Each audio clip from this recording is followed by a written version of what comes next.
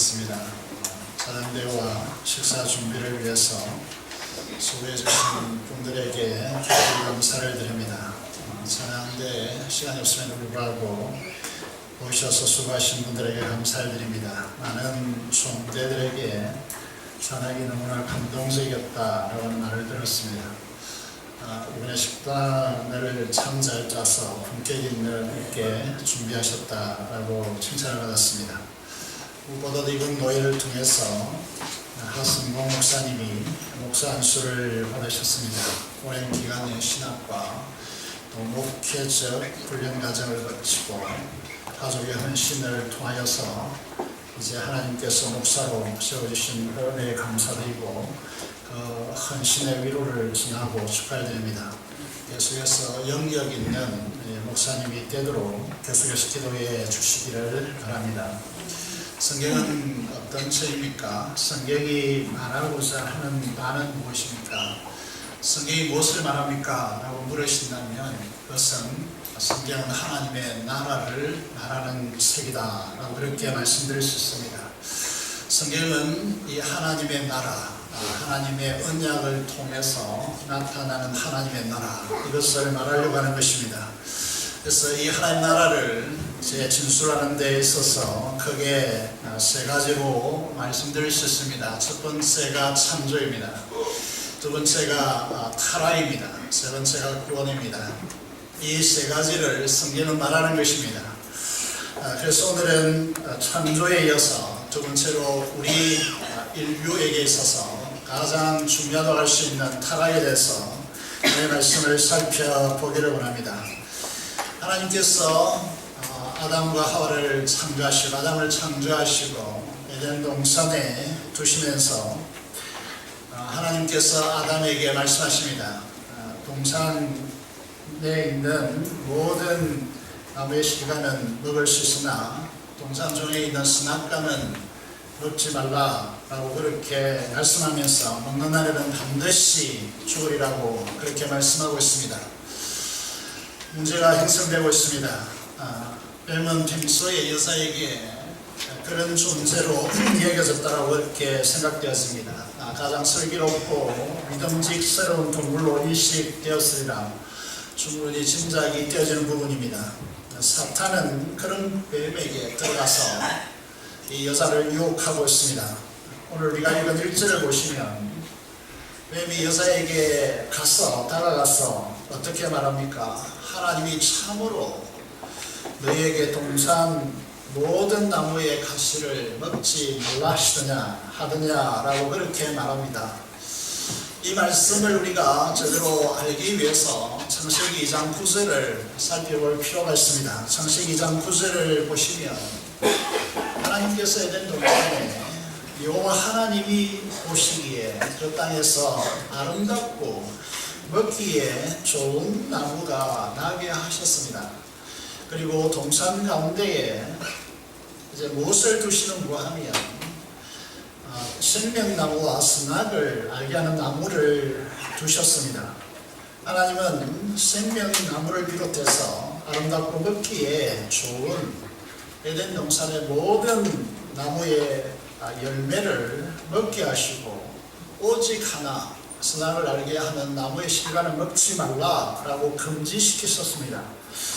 생명나무는 성경을 이해하는 데 있어서 굉장히 중요합니다. 그래서 우리 창세기를 계속해서 우리가 주목해야 하는 이유는 성경 전체를 이해하기 위해서 굉장히 중요한 말씀들이기 때문에 그렇습니다.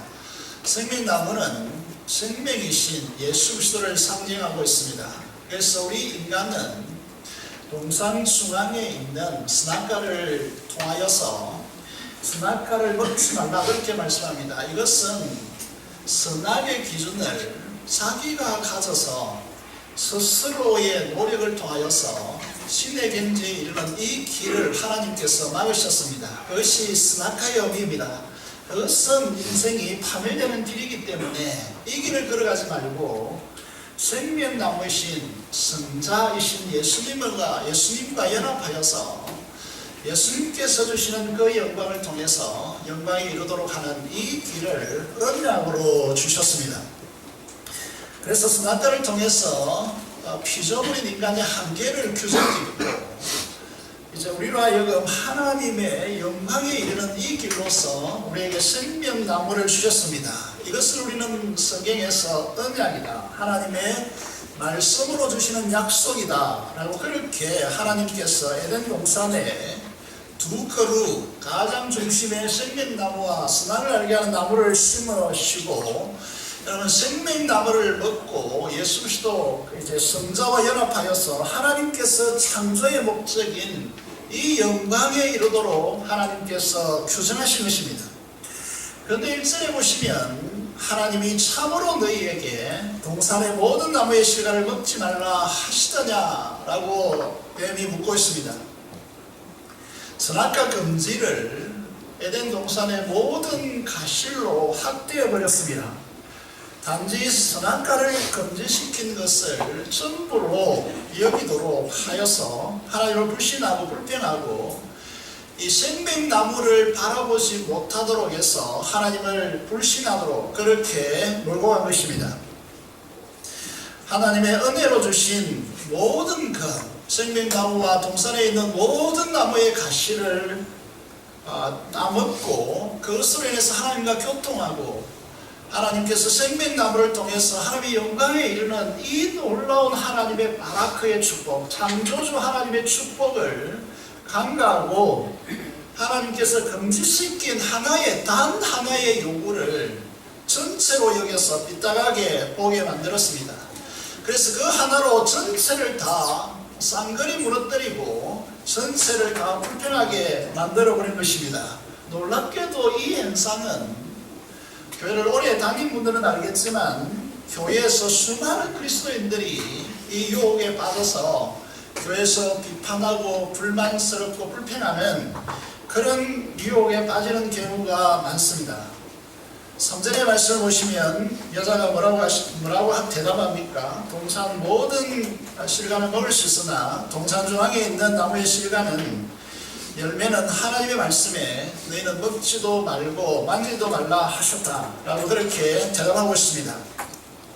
창세기 2장 17절에서 하나님은 단순하게 간결하게 먹지 말라, 먹는 날은 반드시 죽는다고 했는데 이 여자는 만지지도 말고 먹지도 말고 만지지도 말라라고 가장하여 보탭니다.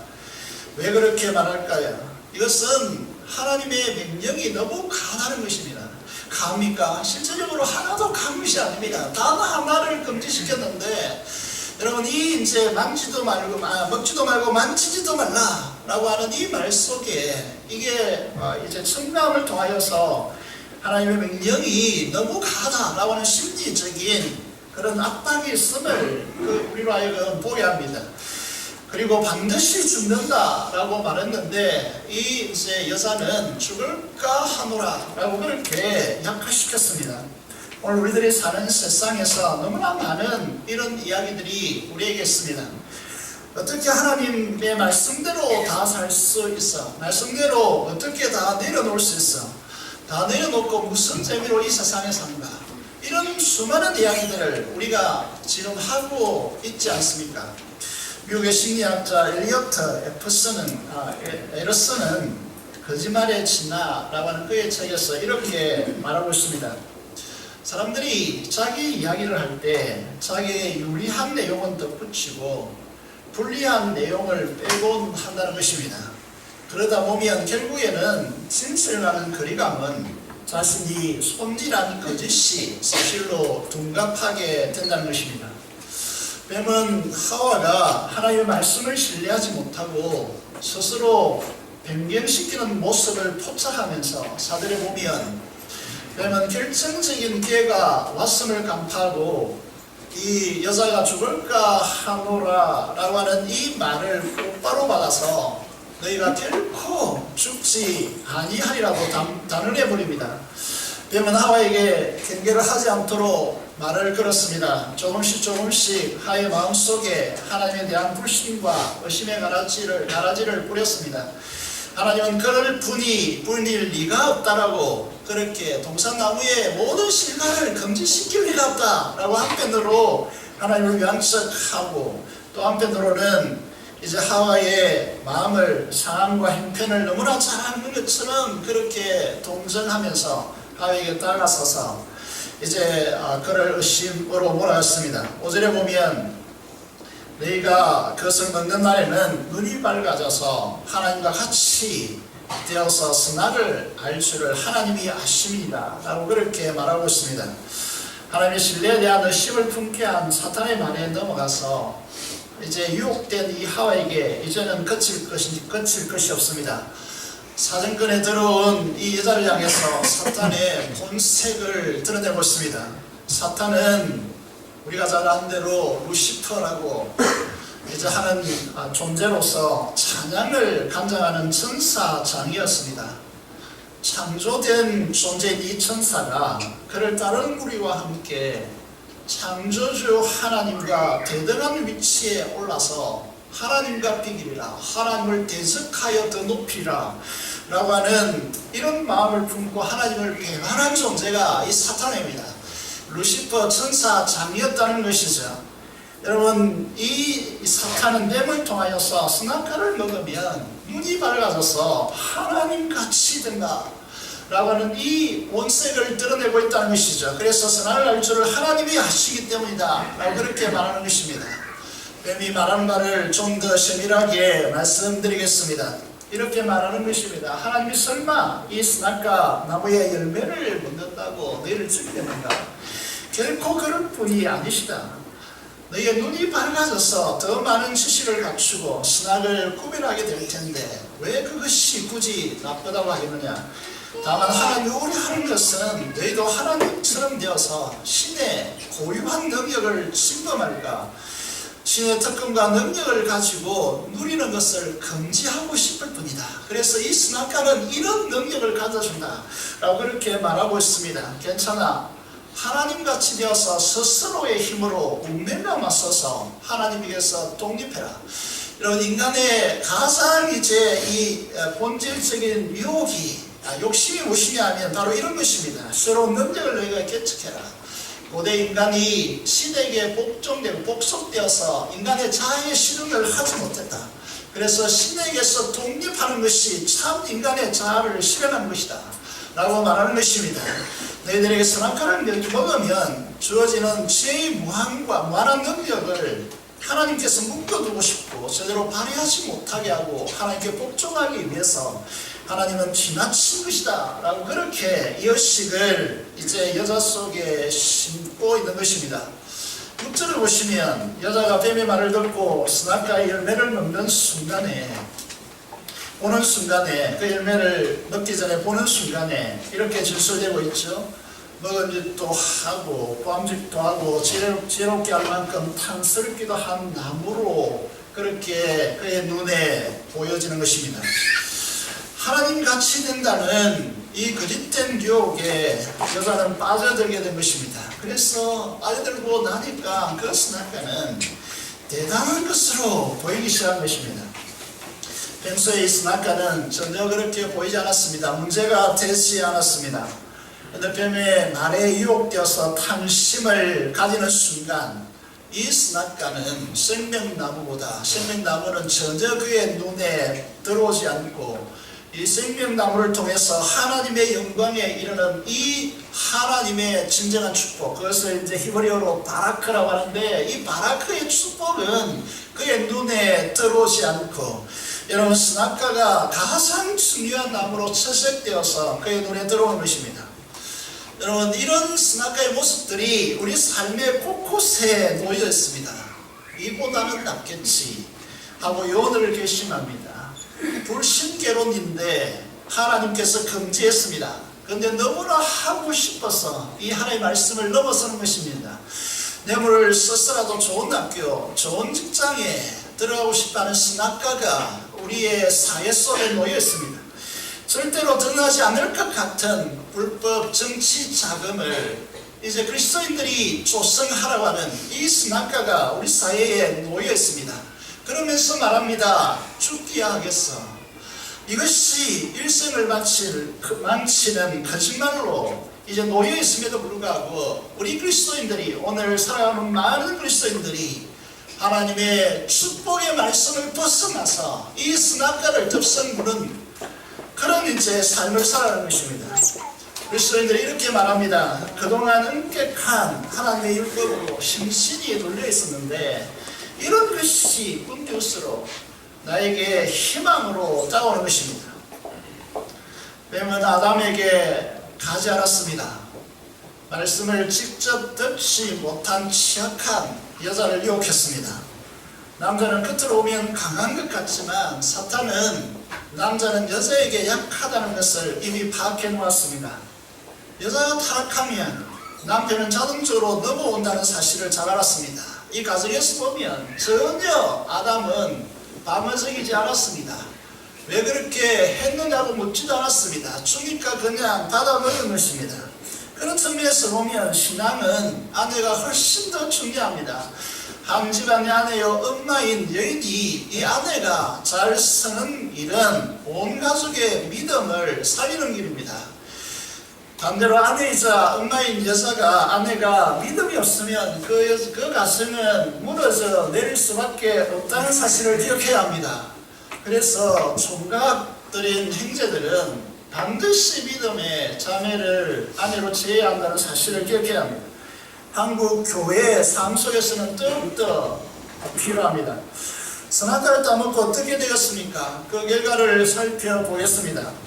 하나님 말씀대로 정령 죽었습니까? 아니면 사탄이 뱀을 통하여 말한 결코 죽지 아니하리라 라고 하는 이 말씀대로 죽지 않았습니까?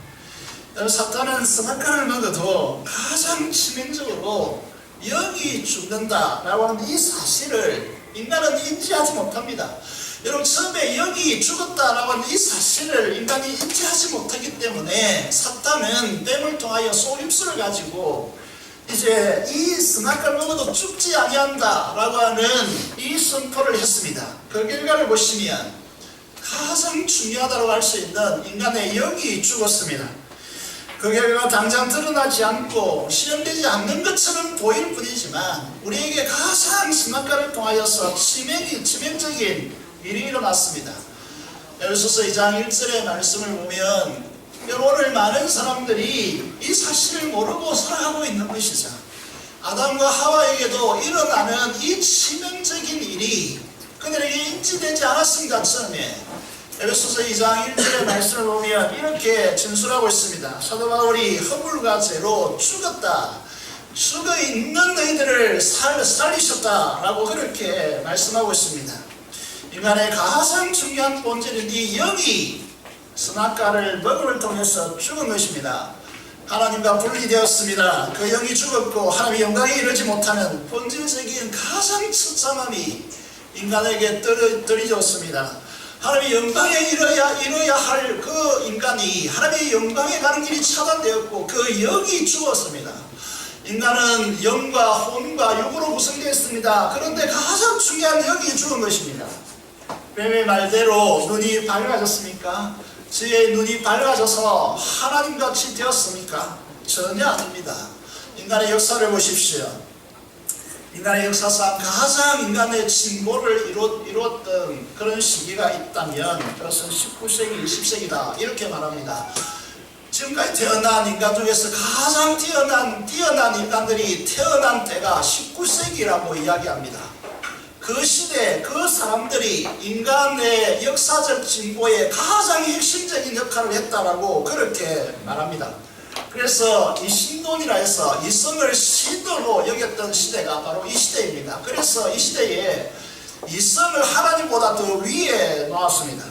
그래서 인간은 교육을 통해서 인간의 유토피아를 건설할 수 있다라고 착각했습니다. 그것이 여지없이 깨어진 사건이 무엇입니까? 그렇게 교육하고 그렇게 인간 문명을 통해서 유토피아를 건설하려 할 수 있다라고 생각했는데 세계 1차, 2차 대전이 발발했습니다. 이것으로 인해서 인간의 치욕함, 인간의 이제 이 치욕스러운 모습이 그대로 노출된 것입니다. 그래서 20세기에 들어와서 1907년도에 우리나라에는 팽량 대부흥이 일어났습니다. 1905년에 미국에서 대부흥이 일어난 것입니다. 왜 그렇습니까? 인간의 이성의 그 처참함, 인간의 본질을 보았기 때문에 그렇습니다. 하나님을 찾은 것입니다. 사랑하는 여러분, 자기 의의 기준으로 사는 이 선악과는 인류에게 너무나 비참한 세상을 열었습니다. 죄로 인한 결핍의 세상 속에서 선악의 기준을 자기 안에 둠을 통해서 그 사람의 힘과 그 사람의 관점을 따라서 이 의의 기준이 변화되는 것입니다. 그러면 세상이 어떻게 골치 아프게 되느냐 하면 힘 있는 사람, 다시 말해서 가난한 자의 자원을 빼앗아서 자기 것으로 축적하고 그것을 통해서 군림하는 사람들에 의해서 선이 이루어진 것입니다. 역사를 기록하는 내용들을 보면 역사의 정의가 무엇이냐 하면 힘 있는 자의 이 펜이, 힘 있는 자의 글이 역사적 정의가 되었습니다. 여러분, 이런 이제 세상을 우리가 보는 것입니다. 그래서 세상은 더 많이 가지고 더 많이 축적하고 그것을 통해서 그들의 행복을 추구하기 위해서 시기하고 질투하고 미워하고 다투고 전쟁하는 세상이 되는 것입니다. 인간은 선악과를 먹으면 지혜롭고 이제 지혜가 눈이 떠져서 지혜롭게 되어지고 하나님과 같이 선악을 안다 그랬는데 인간의 실체는 어떻게 되었습니까? 자아의 분리가 일어났습니다. 자아의 분열이 났습니다. 죄책감과 수치심이 인간에게 찾아왔습니다. 현대인들의 70%가 정신적 안정감을 누리지 못하는 불안감과 불확실성에 고통받고 있다라고 그렇게 지금 진단하고 있습니다. 겉은 멀쩡한데 반사회적 인격장애로 예측할 수 없는 끔찍한 범죄를 저지르는 사람들 향해서 뭐라고 부르냐면 사이코패스라고 합니다. 들어보셨죠? 사이코패스라고 합니다. 얼마 전에 프랑스 국적의 비행기가 결국은 독일인들이 탔는데 148명의 탑승한 비행기가 알프스산에 추락했습니다. 추락한 이유를 조사해 보니까 전원 사망한 이 사건에 부기장이 의도적으로 비행기를 알프스산에 부딪혀버린 것입니다. 이런 사이코패스가 이 땅에는 계속해서 전복되고 있습니다. 그래서 우리의 안전이 보장될 수 없습니다. 그래서 요즘 이런 우스갯소리를 하죠. 여행 가더라도 가족이 동시에 함께 가서는 안 되는 세상이다. 그렇게 사람들은 말하고 있습니다. 우리는 이런 웃긴 세상 속에 우리가 살아가고 있는 것이죠. 한 분의 간증을 소개하겠습니다. 우리 교회가 아닌 다른 교회 한목장 교회에서 나눴던 내용입니다. 돈이 이 사람의 간증입니다. 돈이 우산이었던 저는 맞벌이가 가능하고 집이 서울인 믿는 자매를 만나기를 기도했습니다. 맞벌이를 하려면 애를 키워줄 장모님이 근거리에 계셔야 한다고 생각했기 때문입니다.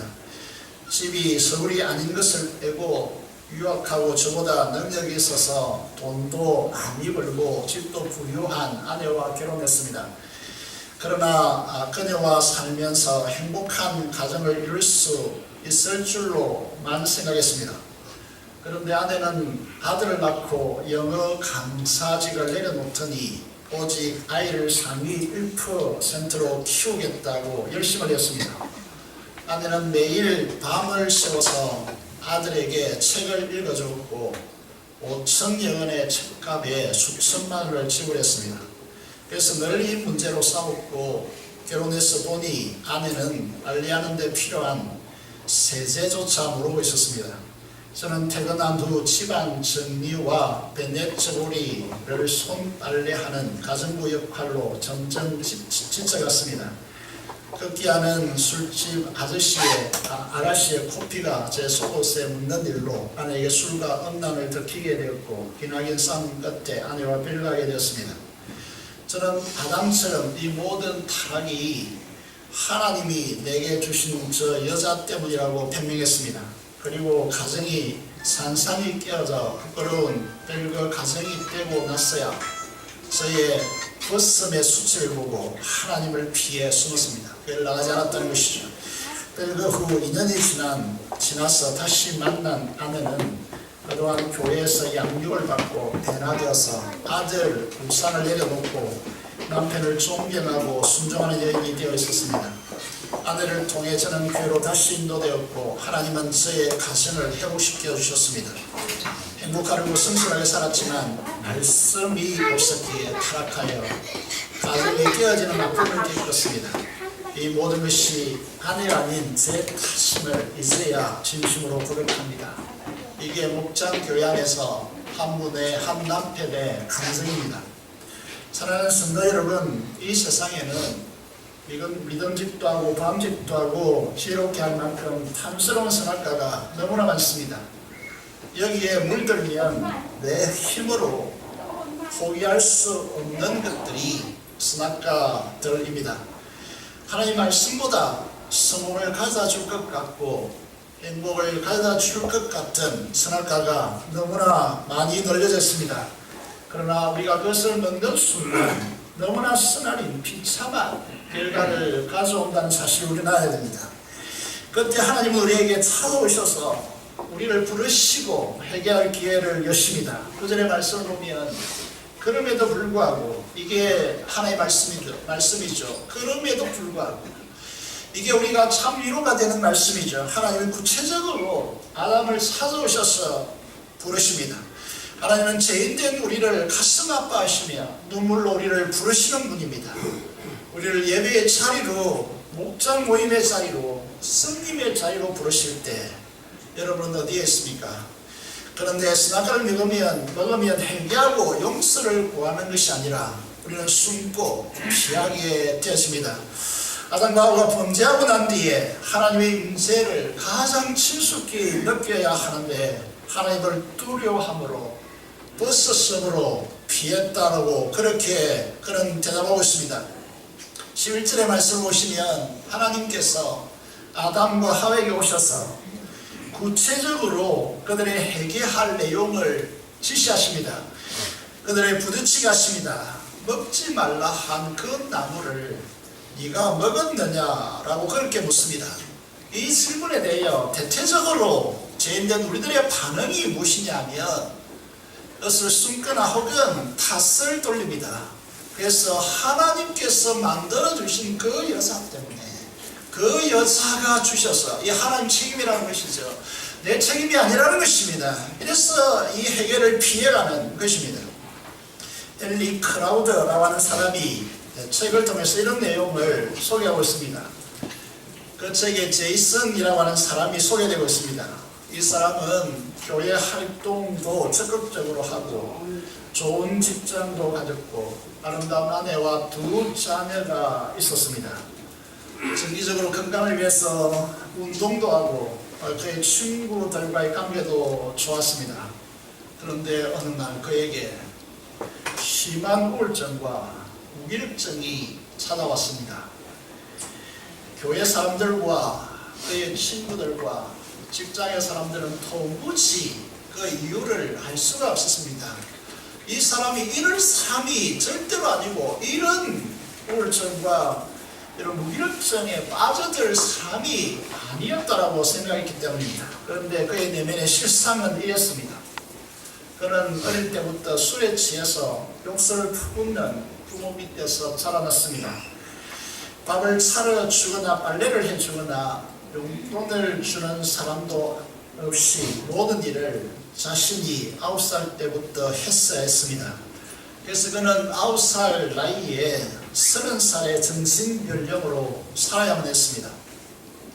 그는 지금까지 교회에서나 직장에서나 친구들 사이에 보여주는 모습이 정말 신앙심이 깊어서 하나님의 십자가의 사랑으로 이타되고 그런 사랑에 물들은 그런 사람이라서 그 모든 일을 한 것이 아니라 그는 살아남기 위해서 그런 이 일들을 해야만 했습니다. 결국 사람이라는 것은 용량이 있습니다. 그 사람이 할 수 있는 그릇됨이 있다는 거죠. 용량이 있습니다. 그런데 그 용량이 초과되었고 그 결과로 인해서 우울증이 찾아왔고 그래서 무기력한 인생으로 바뀌었습니다. 제이슨은 그의 인생에서의 교회를 다녔지만 좋은 직장을 가졌지만 그가 원하는 아내와 결혼을 해서 두 자녀를 두었지만 내적으로 무너지는 것이 두려워서 분주하게 움직였고 적극적으로 행동하는 것입니다. 혹시 여러분 안에 이런 모습으로 살아가는 모습이 있다면 주님 앞에 나아가서 회개하고 다 내려놓으시고 맡기시는 은혜가 있기를 바랍니다. 플라톤의 황연이라고 하는 황연이라고 하는 발음이 좀 저로 쓰면 힘든데 유명한 책이 있습니다. 이 책에 에로스라고 하는 이제 이 에로스에 대해서 진술이 나옵니다. 에로스는 어떻게 태어났는가? 에로스의 혈통에 대해서 이렇게 진술합니다. 에로스의 아버지는 쾌락과 교활이고 어머니는 빈곤과 결핍입니다. 이 두 이제 부부가 결혼해서 낳은 자녀가 에로스라고 하는 것입니다. 자신의 결핍을 만족시켜줄 음모를 꾸미는 자식, 이것이 에로스라는 것입니다. 에로스는 무슨 뜻인 줄 알죠? 남녀간의 사랑을 에로스라고 말하지 않습니까? 그래서 여기에 자신의 결핍을 강조해서 다른 사람에게 부족을 채우려는 에로스의 속성을 잘 알아야 된다라고 철학자 플라톤은 우리에게 교훈하고 있습니다. 여러분 이런 이제 이 결핍과 교활함, 그리고 빈곤과 그리고 결핍이라고 하는 쾌락과 교활, 빈곤과 결핍이 결합해서 만들어진 존재가 에로스라고 하는 이 거짓된 사랑에 더 이상 우리가 쏘아서는 안 됩니다. 아담과 하와에게 입혀졌던 영광스러운 모습은 이 선악과를 먹는 순간에 일순간에 사라지고 서로를 정욕적으로 탐하는 욕망으로 바뀌었습니다. 그래서 서로에게 가장 중요한 것들이 수치스러운 것으로 바뀌었습니다. 거짓된 에로스의 사랑에 쏘아서는 안 됩니다. 결핍을 기본으로 하는, 그래서 아무리 채워져도 채워지지 않는 이런 거짓된 사랑으로 행복을 여러분 누릴 수 있다고 착각해서는 안 됩니다. 여러분 이 여자가 하나님의 말씀을 몰랐습니까? 알았습니다. 그런데 왜 선악과를 탐하고 타락했습니까? 그것은 우리 큐티의 내용에 있는 제목대로 하나님의 말씀을 왜곡하고 싶은 유혹에서 시작되었습니다. 하나님의 말씀을 자기의 욕심을 따라, 자기의 기대를 따라, 자기의 생각을 따라 어떤 부분은 추가하고 어떤 부분은 빼어버린 것입니다. 우리에게 있어서 이 하와의 사건, 이 선악과의 사건을 통해서 우리 하나님께서 말씀하시고자 하는 바가 무엇입니까? 가감하지 말라는 것입니다. 하나님의 말씀을 왜곡시키지 말라는 것입니다. 더하고 빼서 하나님의 말씀을 왜곡시키지 말라는 것입니다.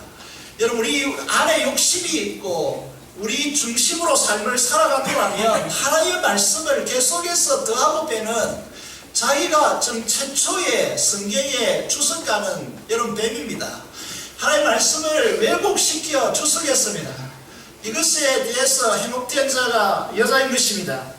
우리에게 있어서 하나님의 말씀을 왜곡시켜 변명하는 삶에서 우리는 떠나야 합니다. 오늘 한국교회 성도들이 이 모습에서 이제 하나님의 말씀을 말씀답게 헌신하고 하나님의 말씀 그대로 살려고 하는 이 헌신에서 떠났습니다. 그래서 한국교회는 수많은 문제를 양산시키고 있습니다. 최근에 우리는 성왕종이라고 하는 이름을 대대적으로 뉴스 보도를 통해서 접하고 있습니다. 그 사람이 여러분 장례식에 대한 보도를 여러분이 화면을 보신 적이 있는지 모르겠지만 저 앞에 위패를 가지고 앞에 이제 그 영정사진 앞에 위패 모시는 사람 앞에 십자가를 떠놓고 성왕종 창조라고 위패에 써 있었습니다. 여러분 오늘 우리는 한국교회, 이 한국교회 그리스도인들이 정신을 차려야 합니다. 정신을 차린다는 의미는 말씀을 가감없이 말씀 그대로 지키고 순종하는 이 삶으로 옮겨야 합니다. 마태복음 5장 37절에 예수님께서 산상수훈에서 천국 시민의 법으로서 맹세에 대한 말씀을 하시면서 이렇게 말씀하시고 있습니다. 마태복음 5장 37절입니다. 오직 너희 말은 옳다 아니라 하라. 이에서 지나는 것은 악으로부터 나느니라고 말씀하고 있습니다. 여러분, 우리 그리스도인들은 맹세해야 사람들이 나의 진실을 알아듣다 이렇게 돼서는 안 됩니다. 내가 예라고 하면 옳다라고 옳은 것이고 아니다 하면 아니듯이 되어야 합니다. 이것이 그리스도인들에게 요구되는 삶의 모습입니다. 이것에서 지나는 것은 악으로부터 난다고 했습니다. 자신과 환경과 처지를 말하면서 하나님의 말씀에 자꾸 첨가하지 마십시오. 변명을 통해 그럴 수밖에 없었다고 상황 논리와 자기의 정당성을 펼쳐서는 안 됩니다. 이 속에서 이런 비의식과 열등감의 상처가 일어납니다. 이것은 다른 타락의 측면으로 우리를 이끌어갑니다. 필요 없이 분노하고 비난하고 비판하는 것도 자기를 방어하기 위한 악입니다. 정서적 상처를 하나님이 아닌 술과 대중문화로 통해서 해결할 수 있다, 풀 수 있다고 착각하지 마시기 바랍니다. 약자를 내 상처로 그대로, 약자에게 내 상처를 그대로 투영하여서 짓밟아버리는 야수 같은 본능이 그리스도인들에게 살아있어서는 안 됩니다. 내 안에 상처를 숨기기 위해서 폭력적 분노를 나타내서는 안 됩니다. 죄책감으로 변명하고 책임 전가하고 두려워하면서 하나님 낯을 피하고 사람도 교회도 싫은 그런 삶이 정당한 삶이라고 생각해서는 안 됩니다. 사랑하는 성도 여러분, 하나님의 말씀을 왜곡하고 싶은 유혹에서 떠나십시오. 내 환경과 상황이 이렇기 때문에 하나님의 말씀은 그렇지만 나는 이럴 수밖에 없다라고 변명하지 마십시오.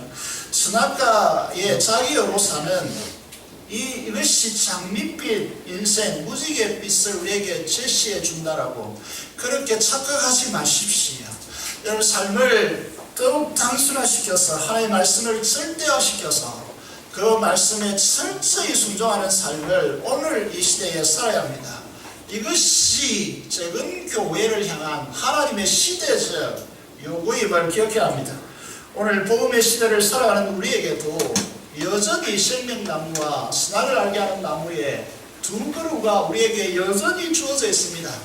여러분, 이것이 언약으로 우리에게 주어져 있다는 것이죠. 이것이 에덴 동산에만 존재했던 것이 아니고 타락한 시대만 존재했던 것이 아니고 복음의 시대를 살아가고 있는 우리들에게도 이 선악과와 생명나무가 우리에게 언약으로 주어져 있습니다. 여러분, 성경에 있어서 복음의 진수라고 하는 로마서 8장에서 로마서 8장 13절 14절의 말씀을 보면 이 생명나무와 선악의 언약이 우리에게 그대로 전달되고 있습니다. 이렇게 말씀되어지고 있죠. 너희가 육신대로 살면, 선악과로 살면 이 말입니다. 너희가 육신대로 살면 반드시 죽을 것이거든. 이것이 여러분 율법입니까? 율법 시대의 말씀입니까? 아닙니다. 여러분, 이것은 로마서에서 핵심 중에 성경의 핵심 중의 핵심이라고 하는 로마서를 이제 우리의 몸에 반지라고 하면 그 반지에 박힌 보석이 바로 로마서 8장이라고 그렇게 여러분 이 경험주의자 스펜더는 말했습니다. 여러분, 이렇게 여러분 중요한 말씀 속에서 너희가 육신대로 살면 반드시 죽을 것이다. 여러분, 우리의 사탄은 우리에게 눈에 보이지 않는 것이다 라고 그렇게 말할지 모릅니다. 우리의 영이 죽습니다. 반드시 라고 하는 말씀을 기억해야 합니다. 죽을 것이로되 영으로서 몸의 행실을 죽이면 살리니, 물론 하나님의 영으로 인도함을 받는 사람은 곧 하나님의 아들이다. 여러분, 우리의 신앙의 핵심이 무엇이냐면, 생명나무에 해당되는 것이 무엇이냐 하면 성령께서 말씀을 통하여 우리를 인도해 가시는 이 하나님의 역사에 순종하라는 것입니다. 이것이 하나님의 영으로 인도함을 받는 사람의 모습이고 신앙의 특징이라는 것입니다. 오늘 이제 하와 이 여자는 부정적인 작은 것을 전체화하는 이 사탄의 전략에 속아넘어갔습니다. 여기서부터 잘못이 시작되었습니다. 오늘 교회로 존재하고 있는 저와 여러분들도 마찬가지입니다. 사탄이 전략을 발휘해서 저와 여러분에게 교회의 작은 모순된 것, 작은 연약한 부분, 이것을 통해서 전체적으로 확대해버리려고 시도하고 있습니다. 이런 시도에 대해서 노라고 단호하게 대답하셔야 됩니다. 하나님이 우리의 편입니다. 성령께서 우리 마음에 살아계십니다. 우리에게 하나님의 말씀이 주어져 있습니다. 여러분, 주님 안에서 내가 믿는 자, 내가 믿음 안에서 그리스도 안에서 넘치 못할 일이 없다고 했습니다. 연약한 것은 고치면 됩니다. 부족한 것은 여러분 우리의 은사적 장점을 통해서 채우면 됩니다. 근데 왜 비판하고 비난합니까? 여러분, 이런 이제 모습 속에서 우리는 걷어내야 합니다. 여러분, 하나님의 창조주 하나님의 축복으로 사시기 바랍니다. 이걸 바라크의 축복이라고 했습니다. 여러분, 하나님의 말씀의 사람이 되십시오. 말씀의 사람이 되시기 바랍니다. 내가 말씀의 사람이 내가 있으므로 내 가정이, 내 목장 교회가, 직장과 사업체가 잘 될 거야 선포하십시오. 그리고 기도하십시오. 이것이 하나님의 창조주 하나님 바라크의 신앙입니다. 하나님의 창조주의 축복, 이 우리로 바라크의 축복을 하나님께서 우리에게 주시고자 하는 것입니다. 여러분, 노력해서 여러분이 획득하는 축복이 아니라 하나님의 말씀의 순종함으로 하늘로부터 오는 하나님 나라의 축복을 누려가게 해야 됩니다. 우리가 누려가야 합니다. 우리의 자손들이, 우리의 자녀들이 누려가게 해야 합니다. 여러분, 이것이 말씀의 중요성입니다. 그런데 계속 사탄은 우리에게 우리의 환경을 통해서 말씀을 타협하게 만듭니다. 어떻게 네가 말씀대로 살아갈 수 있느냐고 묻습니다. 성령이 우리 속에 계십니다. 성령 하나님께서 우리 속에 계시기 때문에 말씀대로 살아갈 수 있습니다. 이것이 우리의 진정한 모습입니다. 사랑하는 성도 여러분, 말씀을 왜곡하지 마십시오. 말씀 앞에 정직하게 우리 모두 다가 섭시다. 저도 그동안 말씀을 많이 왜곡했고, 저와 여러분들이 이 땅에 여러분 30년, 40년, 50년, 60년, 70년의 생애를 살아오면서 얼마나 말씀을 많이 나의 환경을 통하여서 타협하고 왜곡했습니까? 이것이 오늘 한국 사회와 우리 민족을 죽이고 있습니다. 이 사실을 철저히 회개하고 하나님께서 오늘 우리에게 찾아오셔서 아담아, 하와야, 우리의 각자 이름을 부르면서 네가 어디 있느냐라고 물으실 때 내가 여기 있노라고 하나님 말씀대로 회복하겠다라고 그렇게 결단하고 회개하여서 하나님의 말씀의 축복을, 하늘의 축복을, 하나님의 바라크의 축복을 누려가는 복된 성도들이 되시기를 주님의 이름으로 축원합니다.